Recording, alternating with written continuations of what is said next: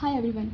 तो केस कुछ ऐसा है कि एक 40 ईयर ओल्ड फीमेल हैं जो ब्रेस्ट कैंसर से सफ़र कर रही हैं और कीमोथेरेपी ले रही हैं। कुछ पास्ट डेज़ में जब उनकी कीमोथेरेपी हुई तो उनको severe vomiting and nausea feel हुआ।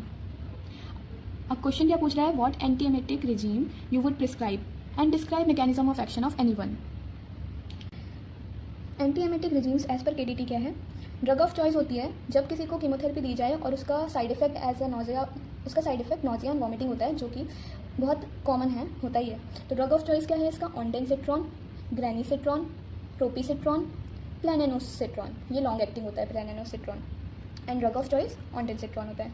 अब कुछ केसेस में इनको कंबाइन किया जाता है, सीवियर केसेस में या फिर स्पेसिफिक केसेस में इनको कंबाइन किया जाता है डेक्सामेथासोन के साथ, जो कि एक स्टेरॉइड है, एप्रीपिटेंट के साथ, जो कि NK1 रिसेप्टर एंटागोनिस्ट है। NK1 रिसेप्टर कहाँ प्रेजेंट होता है? केडीटी में हम देख सकते हैं, ये हमारा CT जोन है, CTZ zone, chemo receptor trigger zone. अब इसमें प्रेजेंट है हमारा NK1 रिसेप्टर। अब क्या होता है, कीमोथेरेपी के टाइम पे एक एंजाइम निकलता है सब्सटेंस पी नाम का, वो ट्रिगर करता है NK रिसेप्टर को। NK रिसेप्टर को ट्रिगर करने के बाद क्या होता है, वो नॉजिया एंड वॉमिटिंग का सिग्नल देता है। किसको? NTS, न्यूक्लियस ट्रैक्टस सॉलिटेरियस को, और ये वॉमिटिंग करवाता है। और फिर मेटोक्लोप्रामाइड, ये भी फॉर लो रिस्क केसेस में दिया जाता है। तो हमने देखा, अगर हमें नॉजिया एंड वॉमिटिंग को कंट्रोल करना है, एंटीएमेटिक ड्रग देना है कीमोथेरेपी वाले पेशेंट को, तो हमें ब्लॉक करना पड़ेगा 5-HT3 रिसेप्टर को, जो कि सेरोटोनिन एंटागोनिस्ट होता है। सेरोटोनिन क्या होता है? ये हमारा GIT समझ लो।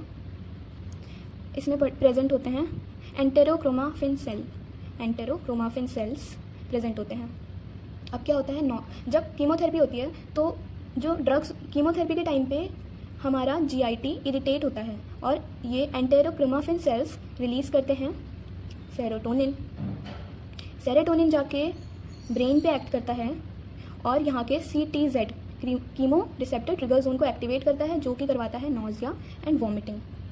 तो अगर हमें नॉजिया एंड वॉमिटिंग को कंट्रोल करना है तो हमें इसको ब्लॉक करना पड़ेगा।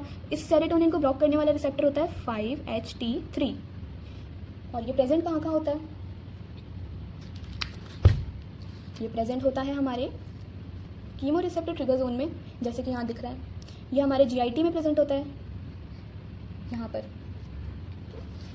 अब सबसे ज़रूरी पार्ट, एक निमोनिक।